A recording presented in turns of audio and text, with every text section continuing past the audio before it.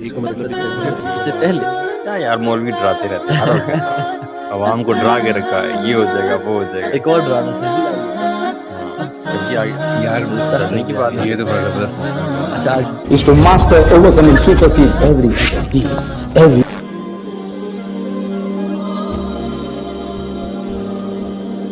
अस्सलाम वालेकुम व रहमतुल्लाह। कैसे हैं दोस्तों? उम्मीद करता हूँ आप सब खैरियत से होंगे। अल्लाह सुब्हान व तआला हम सबको अमान में रखे। चलिए एक रसूल हदीस आज लेते हैं और इससे कुछ सीख हासिल करने की कोशिश करते हैं इंशाअल्लाह। हजरत मुअज़ रज़ियल्लाहु अन्हु से रिवायत है कि रसूल अकरम सल्लल्लाहु अलैहि वसल्लम ने इरशाद फरमाया, जो शख्स अपने गुस्से को पी जाता है, हालांकि उसमें गुस्से का बदला लेने का ताकत भी रहता हो, लेकिन वो उस शख्स को माफ कर देता है। अल्लाह सुब्हानहू व तआला कल क़यामत के दिन पूरे मखलूक के सामने उसको बुलाएंगे और उसे ये इख्तियार देंगे कि वो जन्नत में तमाम हुरों में से जिस हुर को चाहे वो पसंद कर सकता है। आइए मेरे दोस्तों, हम अपने गुस्से को काबू करते हैं, क्योंकि गुस्सा शैतान के तरफ से होता है और गुस्सा करने से अच्छा रिश्ता टूट जाता है, बीवी शोहर का रिश्ता टूट जाता है। जब भी हमें गुस्सा आए तो हम अऊज़ु बिल्लाहि मिनश शैतानिर रजीम पढ़े और वजू कर ले और अपना पोजीशन चेंज कर ले। अगर खड़े हैं तो हम लेट जाए, अगर बैठे हैं तो खड़े हो जाए। अल्लाह सुब्हानहू व तआला हम सबको अपने गुस्से पर काबू करने की तौफीक दे। अस्सलाम वालेकुम व रहमतुल्लाह। कैसे हैं दोस्तों? उम्मीद करता हूँ आप सब खैरियत से होंगे। अल्लाह सुब्हानहू व तआला हम सबको अमान में रखे। चलिए एक रसूल हदीस आज लेते हैं और इससे कुछ सीख हासिल करने की कोशिश करते हैं इंशाअल्लाह। हजरत अबू ज़र गिफ़ारी रज़ियल्लाहु अन्हु से रिवायत है कि रसूल अकरम सल्लल्लाहु अलैहि वसल्लम ने इरशाद फरमाया, ज्यादा से ज्यादा कुरान मजीद की तिलावत किया करो और अल्लाह सुब्हानहू व तआला की जिक्र से अपना दिल को तरोताजा किया करो।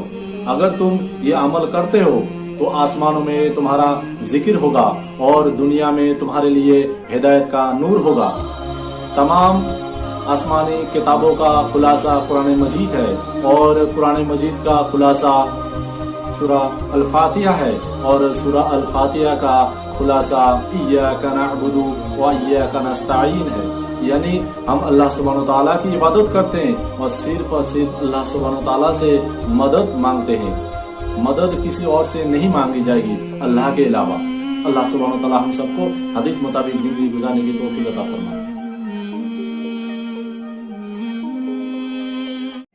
अस्सलाम वालेकुम व रहमतुल्लाह। कैसे हैं दोस्तों? उम्मीद करता हूँ आप सब खैरियत से होंगे। अल्लाह सुब्हानहू व तआला हम सबको आमान में रखे। चलिए एक आज हदीस रसूल जानते हैं और इससे कुछ सीख हासिल करने की कोशिश करते हैं इंशाअल्लाह। हजरत ज़ैद बिन सबीत रज़ियल्लाहु अन्हु से रिवायत है कि नबी करीम सल्लल्लाहु अलैहि वसल्लम ने इरशाद फरमाया, ऐसे 3 आदतें जिनकी वजह से मोमिन का दिल खयानत, कीना और हर किस्म की बुराई से पाक रहता है। नंबर 1, अल्लाह सुब्हानहू व तआला की खुशनुदी के लिए अमल करना। नंबर 2, हाकिमों की खैर खाई करना। और नंबर 3, मुसलमानों की जमातों के साथ चिपटे रहना, क्योंकि मुसलमानों के जमातों के साथ अगर चिपटे रहेंगे तो मुसलमानों की दुआ व जिक्र की वजह से हम घिरे रहेंगे, क्योंकि शैतान हमको वसवसा नहीं दे सकता है और हर किस्म की शैतानी शर से हिफाजत रहेंगे।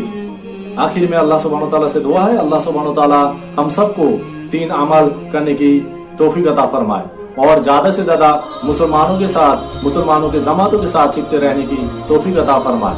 अस्सलाम वालेकुम व रहमतुल्लाह। कैसे हैं दोस्तों? उम्मीद करता हूँ आप सब खैरियत से होंगे। अल्लाह सुब्हानहू व तआला हम सबको आमान में रखें। चलिए मेरे दोस्तों, आज एक हदीस लेते हैं और इससे कुछ सीख हासिल करने की कोशिश करते हैं। हजरत अबू दरदा रज़ियल्लाहु अन्हु से रिवायत है, नबी करीम सल्लल्लाहु अलैहि वसल्लम ने इरशाद फरमाया, जिस गांव में या जंगल में 3 आदमी हो और उस गांव में या जंगल में बाजमात नमाज अता ना की हो तो उन पर शैतान पूरी तरह से गालिब आ जाता है। इसीलिए मेरे भाइयों, आइए हम सब बाजमात नमाज अता करने की कोशिश करें, क्योंकि भेड़िया अकेली बकरी को खा जाता है और आदमी का भेड़िया शैतान है। इसीलिए शैतान खुला दुश्मन है। शैतान अदू मुबीन है। शैतान हरगिज ये नहीं चाहता है कि हम जन्नत में जाएं, हम अल्लाह की इबादत करें।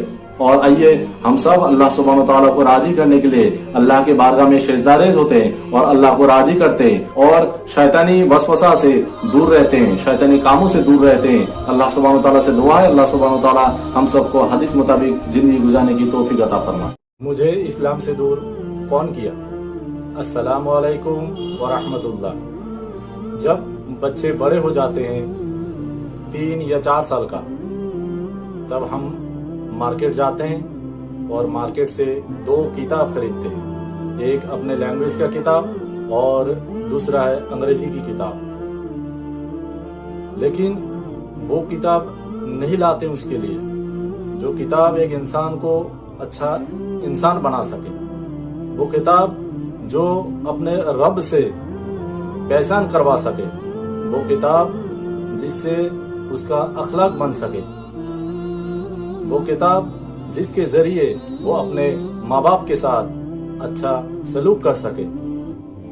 वो किताब उसके जिंदगी से दूर कर देते हैं। वो किताब हम मार्केट से नहीं लाते हैं। बच्चे अंग्रेजी पढ़ के बड़े हो जाते हैं और कामयाब हो जाते हैं और नौकरी मिल जाता है, बड़े अफसर बन जाते हैं।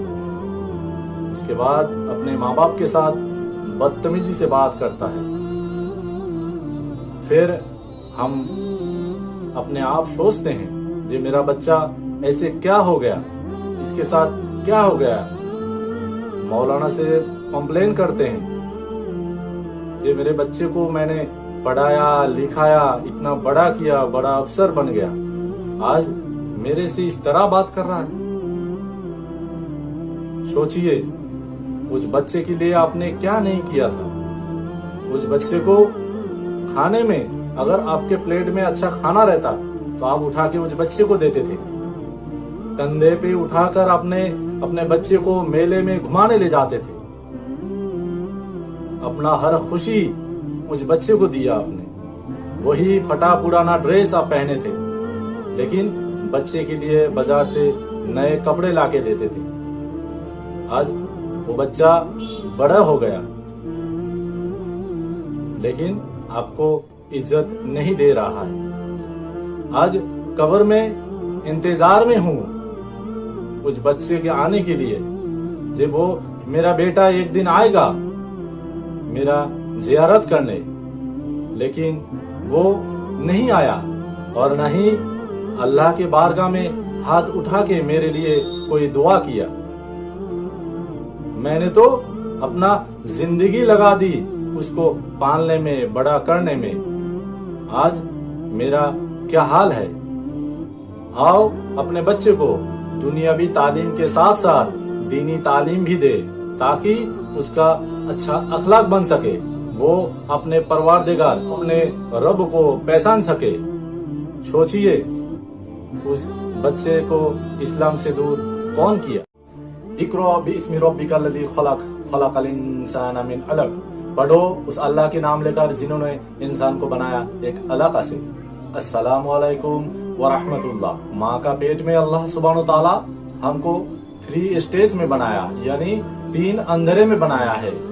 दुनिया में कोई ताकत है, कोई कुव्वत है, दुनिया में ऐसा कोई है जो हमको अंधेरे में बना सके, या दुनिया में ऐसा कोई शख्स है जो अंधेरे में कोई भी चीज बना सके। अल्लाह ने हमको अंधेरे में माँ का पेट में बनाया है। अल्लाह कितना बेहतरीन बनाने वाला है। अल्लाह फरमाता है हमने तो तुमको सबसे पहले सुनने की ताकत दी, उसके बाद देखने की। आज हम देखें अल्लाह सुब्हानहू तआला कितना बेहतरीन बनाने वाला। माँ का पेट में जब हम रहते हैं हमको कौन खिलाता है, कौन पिलाता है? क्या माँ जो खाते हैं हम वही खाते हैं? माँ ने आज मीट खा ली, माँ ने आज सब्जियां खा ली, क्या हम वही खाते हैं? नहीं। अल्लाह सुब्हानहू तआला लिक्विड फॉर्म बनाकर नाभि से खिलाते हैं। अल्लाह कितना रहम करता है हमारे लिए। अल्लाह कितना मोहब्बत से हमको पाला है माँ का पेट में, लेकिन माँ का पेट में दो हिस्से से अल्लाह सुब्हानहू व तआला बनाता है। यानी एक तो जिस्मानी हिस्सा हुआ हमारा, दूसरा हिस्सा है रूह, जो अल्लाह की तरफ से दी गई है। अल्लाह सुब्हानहू व तआला ने हमारे अंदर फूका है। रूह अल्लाह की तरफ से आया हुआ है, वो माँ का पेट में नहीं बनता है, किसी गजा से किसी खाने से नहीं बनता है। जब हम दुनिया में आते हैं, बड़े होते हैं, जो भी हमारा जरूरत है वो दुनिया में मिलेगा। जैसे भूख लगी है, आपको खाना खाना है, उसका गजा आपको दुनिया में मिलेगा। आपको ऑक्सीजन चाहिए, दुनिया में मिलेगा। आपको आंख से किसी अच्छा या बुरा चीज को देखना है, वो दुनिया में मिलेगा। अच्छा या बुरा चीज को सुनना है, आपको वो दुनिया में मिलेगा। तो हमारा हर एक गजा दुनिया से मिलता है। रूह का क्या? रूह का गजा तो इस दुनिया में नहीं है, क्योंकि वो आया है आसमानों से, वो भी अल्लाह सुब्हानहू व तआला के पास से। तो उसका खाना वही होगा ना जहां से वो आया है। आज हम देखते हैं इंसानों के पास मालो दौलत हर एक चीज है, मकानात है, महले है, ऐशो आराम की जिंदगी गुजर रहा है, लेकिन कहता है सुकून नहीं है। अमीर हो या गरीब, राजा हो फकीर हो, सुकून नहीं है। ये सुकून क्या है? ये सुकून हमारे अंदर है। हम कहते हैं दिल को तसल्ली नहीं मिल रहा है भाई, अच्छा नहीं लग रहा है। रूह हमारा भूखा है, रूह भूखा है हमारा। अगर रूह को नहीं खिलाएंगे तो सुकून कहां से आएगा? जैसे भूख लगने से खाना खाते हैं और जिस्म में ताकत आ जाती है, दिमाग शांत रहता है, उसी तरह अगर हम रूह को खाना नहीं खिलाएंगे तो रूह कमजोर हो जाएगा, सुकून नहीं मिलेगा हमें। देखिए ना, आप कोई अच्छा काम करे, आपको सुकून मिल जाएगा। आप परेशान में है, 2 रकात नमाज पढ़िए और अल्लाह के बारगाह में 2 हाथ उठाइए, आपको सुकून मिल जाएगा।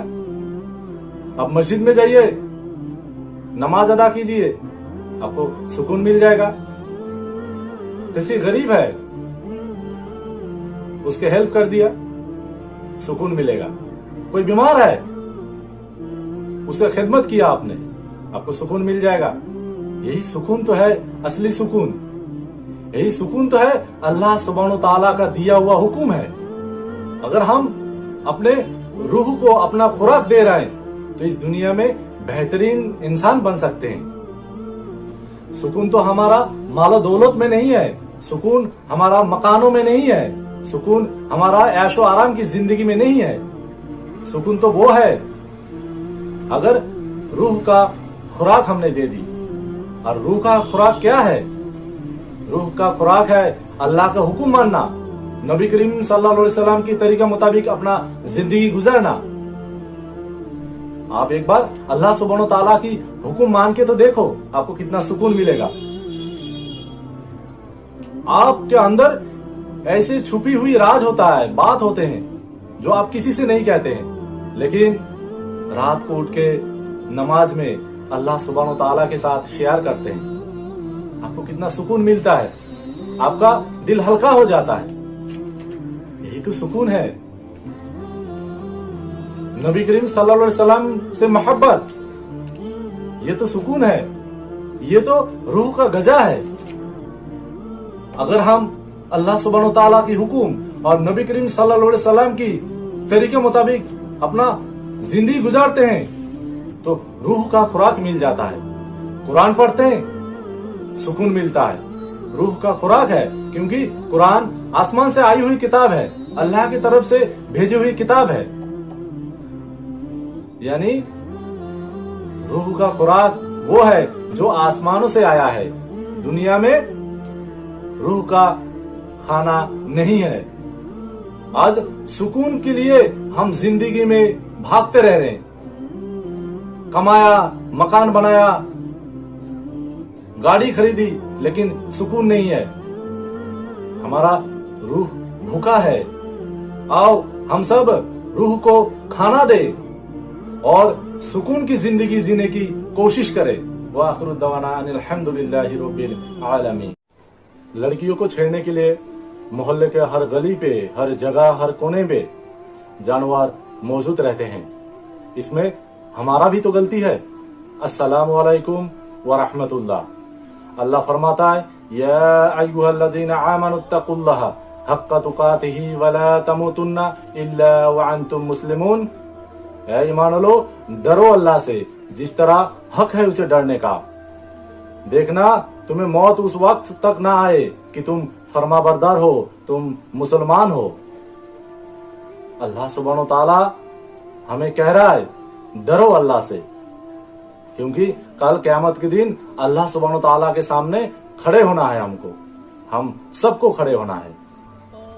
अल्लाह फरमाता है सूरह अहज़ाब सूरह नंबर 33 आयत नंबर 59 में, ऐ नबी कह दीजिए अपने बच्चे से, अपने बीबी से और मोमिन औरतों से, जब भी वो अपने घर से बाहर निकलते हैं तो अपने जिस्म में एक चादर ओढ़ ले, ताकि उनको पहचानने में आसान हो जाए और उनको कोई छेड़खानी या टीज ना कर सके। अल्लाह सुब्हानो तआला हमको बनाने वाला है, वो जानता है, हमारे बारे में हर एक चीज जानता है। अल्लाह सुब्हानो तआला फरमाता है सूरह नूर सूरह नंबर 24 आयत नंबर 30 में, ऐ नबी कह दीजिए मोमिन मर्द से वो अपने नजर को नीचे रखे और अपने शर्मगाह की हिफाजत करे, इसमें उसका भलाई है। अल्लाह तो बाखबर है। अल्लाह फरमाता है सूरह नूर सूरह 24 आयत नंबर 31 में, औरतों के लिए फरमा रहा है, ऐ नबी कह दीजिए मोमिना औरत से जब भी वो अपने घर से बाहर निकलता है तो अपने नजर को नीचे रखे और अपने शर्मगाह की हिफाजत करे और ऐसा चीज वो जाहिर ना करे, किसी का नजर ना पड़े।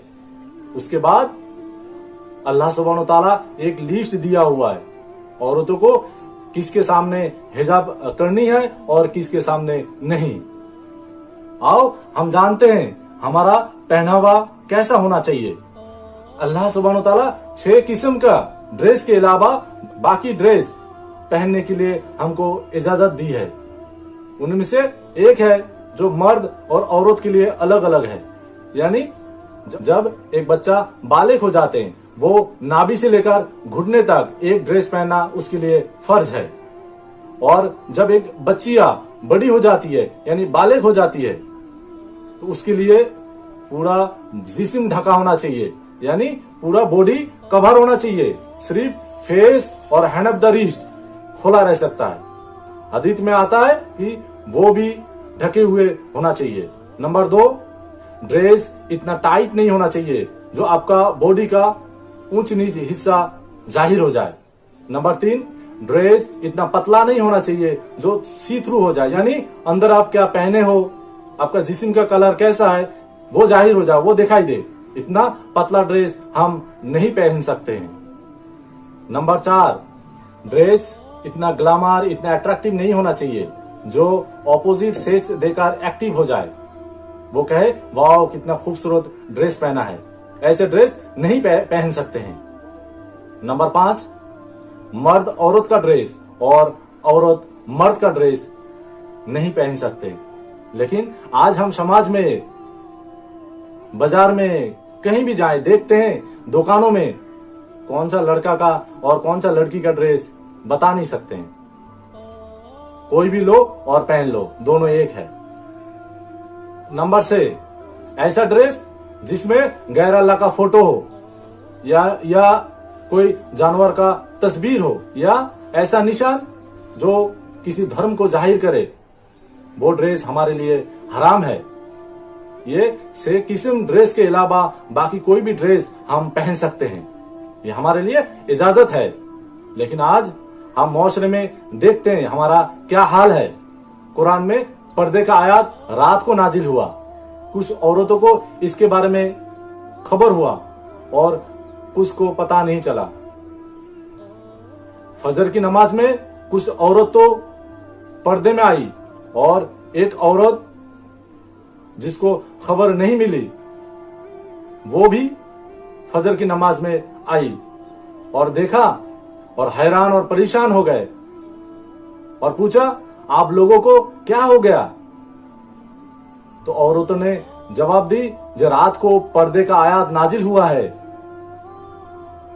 उस औरत ने कहा, हाय अफसोस, मुझे तो खबर नहीं मिला।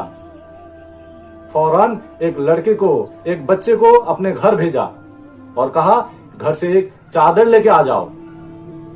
जब वो नमाज खत्म करके अपने घर चली गई, हस्बैंड ने पूछा, इतना क्या जल्दबाजी थी?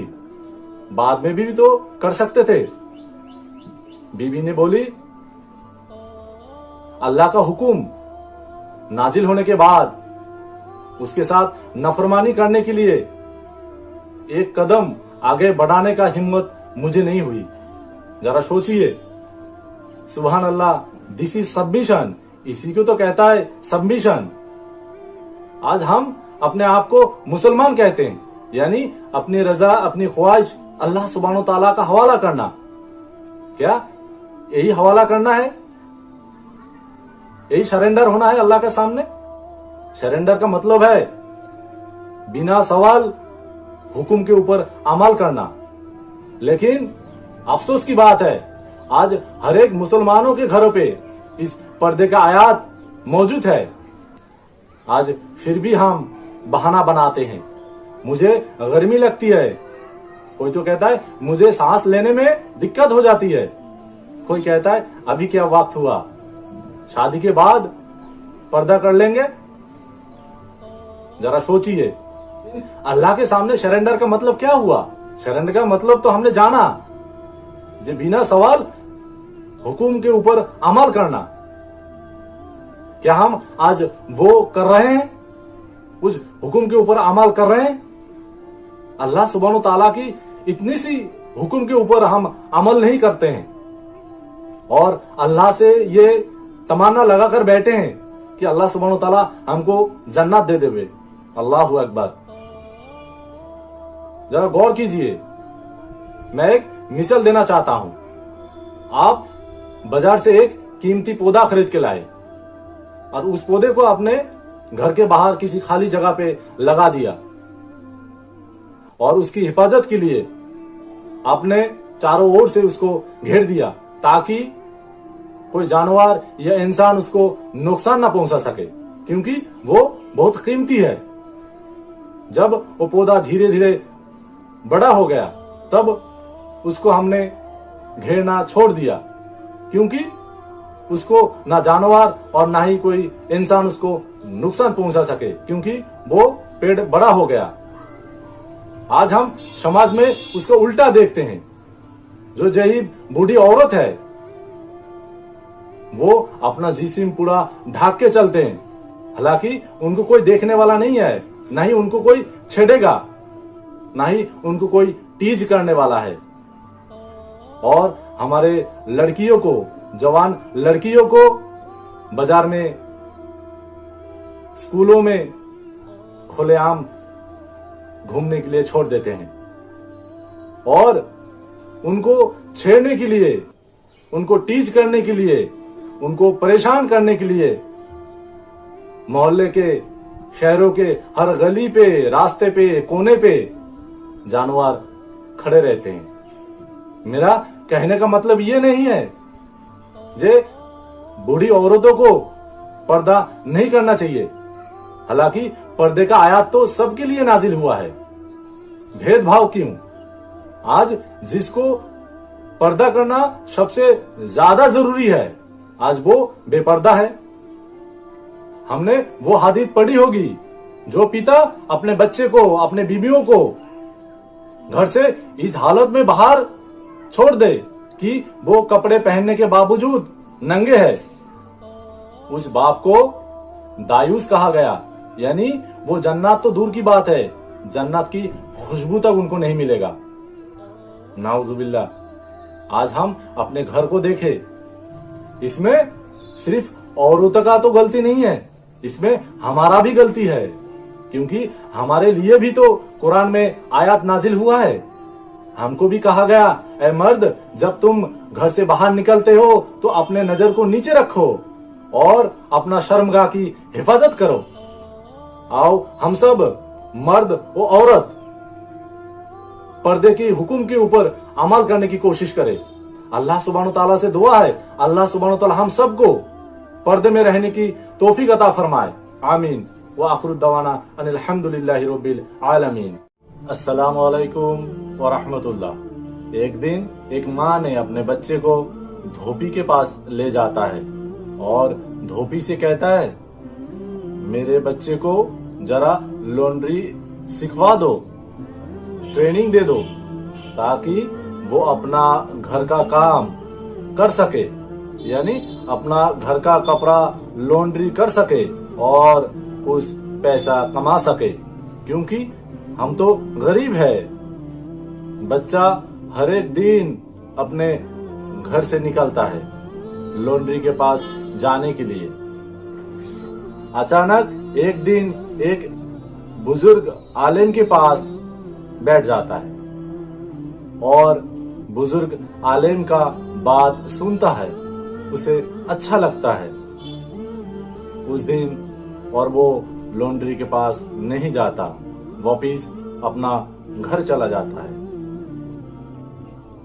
इसी तरह हर दिन घर से निकलता है लेकिन लॉन्ड्री के पास नहीं जाता। वो वही बुजुर्ग आलिम के पास बैठ जाता है और उनका बातें सुनते रहता है। एक दिन बच्चे की माँ को पता चल गया कि बच्चा लॉन्ड्री में नहीं जाता है, एक बुजुर्ग आलिम के पास बैठ जाता है। माँ अपने बच्चे को लेकर बुजुर्ग आलिम के पास जाता है और आलिम से कहता है, आपने मेरे बच्चे को क्यों बिगाड़ रहे हो? मेरे बच्चे को तो मैं लॉन्ड्री सिखाने भेजता था ताकि लॉन्ड्री सीख के कुछ पैसा कमा सके। आलिम ने उस माँ से कहा, सब्र करो, भरोसा रखो, एक दिन ये बच्चा फिरोजा पत्थर के ट्रे में फालूदा खाएंगे। माँ सुनकर हंसने लगे, हैरान हो गए, परेशान हो गए कि ये बुजुर्ग क्या कह रहा है। हमारे घर पे तो 2 वक्त की रोटी भी नसीब नहीं होता है, यानी नून लाते लाते खाना खत्म। बंगाली में एक कहावत है, नून आनते पांता फुराए, यानी गुर्बती है हमारे घर पे। और ये बुजुर्ग कह रहा है, सब्र करो, एक दिन तुम्हारा बच्चा फिरोजा पत्थर के ट्रे में फालूदा खाएंगे। ये तो राजा महाराजों का खाना है, उनके महलों में बनता है। और ये बुजुर्ग क्या कह रहा है?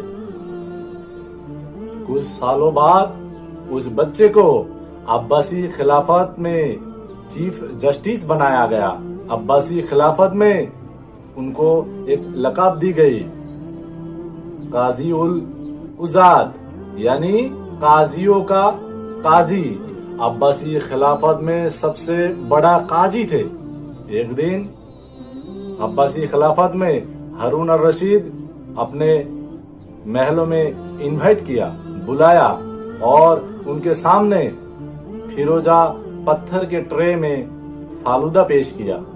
वो बच्चा देखकर अपने बचपन को याद किया, मेरा माँ मुझे लॉन्ड्री सीखने के लिए भेजते थे और मैं एक दिन इस काजी के पास बैठ गया और उनकी बातें सुनने लग गया। बुजुर्ग ने अपने माँ से कहते, सब्र करो, एक दिन आएगा तुम्हारा बच्चा फिरोजा पत्थर के ट्रे में फालूदा खाएंगे। और उनके आंख से आंसू जारी हो गए।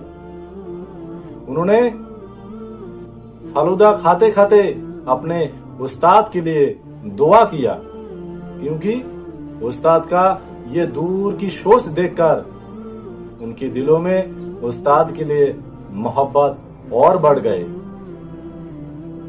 क्या आपको मालूम है उस काजी का नाम? क्या आपको मालूम है वो उस्ताद कौन थे?